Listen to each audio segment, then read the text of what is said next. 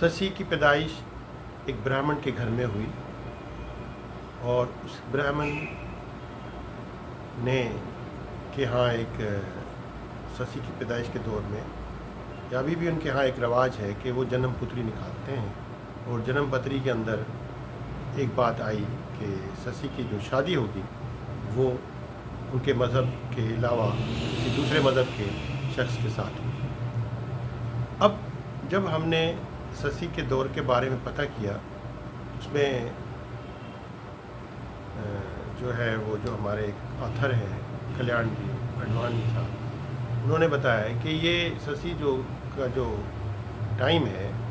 وہ ٹائم دلورائے کا ٹائم ہے۔ اب دلورائے ایک بادشاہ تھا، مشہور بادشاہ تھا۔ جب اس بارے میں نے ریسرچ پہ کیا تو پتہ چلا چیٹ جی پی ٹی کے پاس اس کے کوئی ریکارڈ نہیں ہے، مگر چیٹ جی پی ٹی نے یہ لکھا کہ یہ ریٹن ریکارڈ تو نہیں ہے، مگر ہمارے ہاں جو فلوک رائے ہے اس میں یہ ہے کہ یہ ایک سومرا ڈائنسٹی کا دور ہے 1000 CC میں،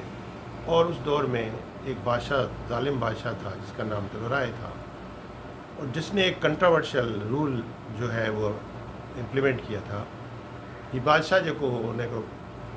قانون ٹھایا ہو، قانون مطابق، اس قانون کے مطابق ہر شادی کے موقع پر دلہن پہلی رات بادشاہ کے ساتھ گزارے گی، اور وہ ظالم تھا اور اس نے وہ کو امپلیمنٹ کیا تھا۔ ہر کنوار جے کا ہے سا بادشاہ جے پہلی رات میں محل میں گزاری گئی۔ اور پھر قدرت کا یہ قانون ہے کہ جب اس کی بیٹی کی شادی ہوئی تو سب لوگ وہاں جمع ہو گئے کہ اب تم بھی اپنی بیٹی کے ساتھ پہلی رات گزارو۔ اس کی بیٹی جو تھی وہ نیک پارسا تھی، بڑی عبادت گزار تھی۔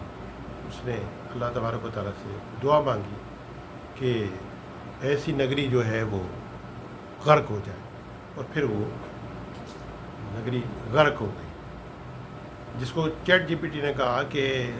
ڈیوائن جسٹس ہوا، اور جو ہے وہ کیٹاسٹرفی ہوئی اس بادشاہ کے، جو اس کا جو انجام ہوا وہ یہ ہوا۔ اب میرا تعلق جو ہے وہ ڈسٹرکٹ سانگڑ کے سے ہے، شہداد پور۔ تو شہداد پور کے 10 سے 12 کلومیٹر کے فاصلے پر یہ جگہ دلورائے کے نام سے مشہور ہے، جو کہ ایک آثار قدیمہ ہے۔